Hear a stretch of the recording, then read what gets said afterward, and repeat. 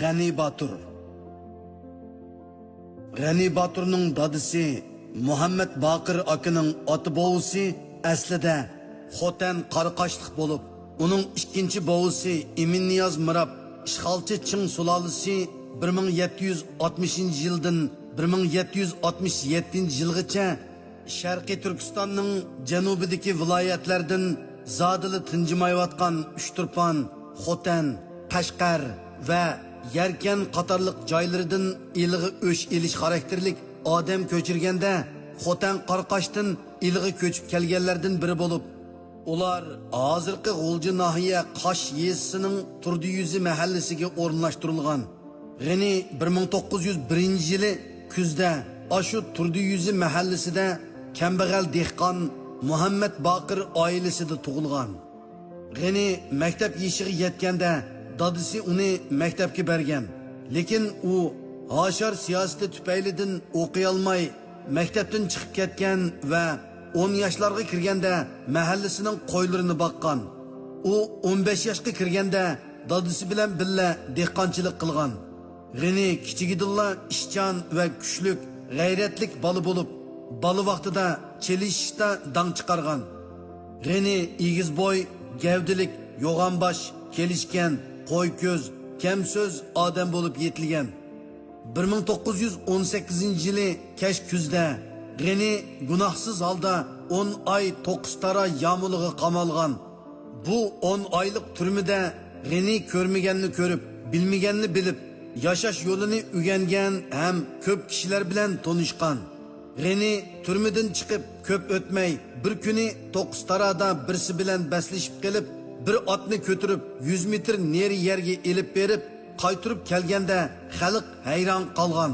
Shuningdan keyin butun elida G'anining Nochi degan nomi pur ketgan. Shundan keyin zulmga, jazoni xo'rga qarshi harakat qiladigan nochilar G'anining atrofiga to'plashgan. Ular zolim beglar, jazoni xo'r boylar, amaldorlarni tillab masxir qilgan. Ep kelsa, ularning mol-mulkini o'g'irlab yetim yesirlarga bergan. Shuna G'ani 1944-yilgacha ko'p qitim turmaga qamalgan.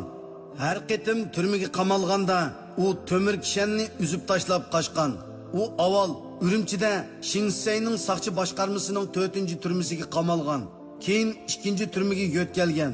G'ani 1944-yili 4-oyning 5-kuni 2-turmadan yana qochib ketgan.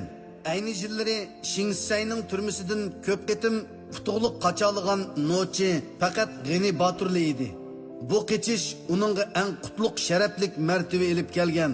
Shu kunlarda Nilqi Ulastayda harakat qilayotgan Gomindang 6 o'g'ri deb atagan Fatih Muslimov, Akbar Batur, Qurbon Burhanidov, Osman İbrahimov, Sid Avan, Nur Ubulov, Hoshur Mamitov, Musaqan Qurbon, Hamid Muslimov, Rafiq Baychurin qatorliq partizanlar guruhi G'ani Baturning Urumchida turmadan qochqanligidan xabar tepib, uni izlab tepib o'zlariga qo'shib olgan. Partizanlik shtabi qurilganda partizanlarni 3 ga bo'lib, 1-bo'limiga Akbar, 2-bo'limiga G'ani, 3-bo'limiga tugmanchi Ros Ivan mas'ul bo'lgan. Har birining qismida 200 dan partizan bo'lib, Nilqiga yurish qilgan va partizanlar 1944-yili 10-oyning 5-ida Nilqiga bostirib kelib, Nilqini ozod qilgan. G'ani Batur shuningdan keyinki har qaysi urushlarda baturlik ko'rsatgan va kishilar tarafidan G'ani Batur deb atilishga boshlagan.